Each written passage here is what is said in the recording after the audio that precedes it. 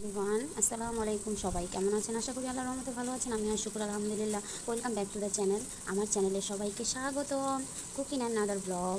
সবাই অবশ্যই দেখে বলবেন কেমন হয়েছে আমার এই ব্লগটি।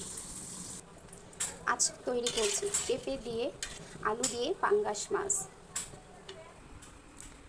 মাছগুলি কেটে সুন্দর করে পিস পিস করে ধুয়ে নিয়েছি। এখন হলুদ মরিচ মাখাবো, মাখিয়ে কিছুক্ষণ রেখে দেবো। একে একে করে ময় মশলায় একে একে সব কিছু দিয়ে দিচ্ছি। হলুদের ফাঁকি, মরিচের ফাঁকি, স্বাদ মতন লবণ। এখন সব কিছু ভালো মতন মিক্সচার করে নেব, নিয়ে কিছুক্ষণ রেখে দেব। তাহলে ময় মশলাটা ভালো করে ভিতরে ঢুকবে, তাহলে কোনো কিছু হবে না ও গন্ধও আসবে না।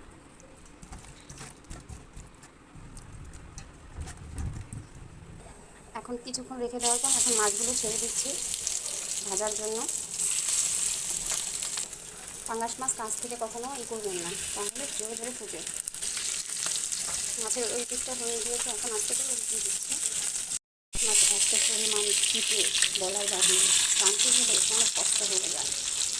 মাছ পছন্দ করো তাড়াতাড়ি আমাকে, মাছ পছন্দ করো তাড়াতাড়ি আমাকে, মাছ পছন্দ করো তাড়াতাড়ি আমাকে। আমার অলরেডি পাঙ্গাস মাছ ভাজা হয়ে গিয়েছে, তরকারিও পুরোপুরি কমপ্লিট হয়ে গিয়েছে। একে একে করে সব মাছ ছেড়ে দিচ্ছি। মাছ ছেড়ে ভালো করে তরকারিটা একটু গরম করে নেব। যারা সবজি খায় না, তাদের পছন্দের মাছ দিয়ে সবজি রান্না করেন, অবশ্যই তারা সবজি খাবে। এখন আমার ফাইনাল পুরো লুক হয়ে গিয়েছে। তরকারি সুন্দর করে ভালো করে বলক আনিয়ে নিচ্ছে। এখন পুরোটাই আমার সম্পূর্ণ কমপ্লিট হয়ে গিয়েছে।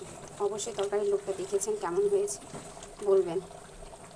এই হলো আমার তরকারি ফাইনাল লুক। কার কেমন লেগেছে অবশ্যই আমাকে কমেন্টসে জানাবেন।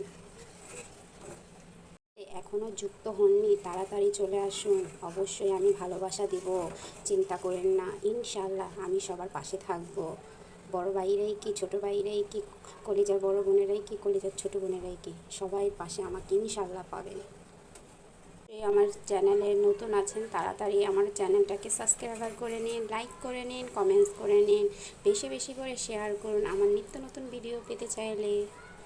বাই, আল্লাহ হাফেজ।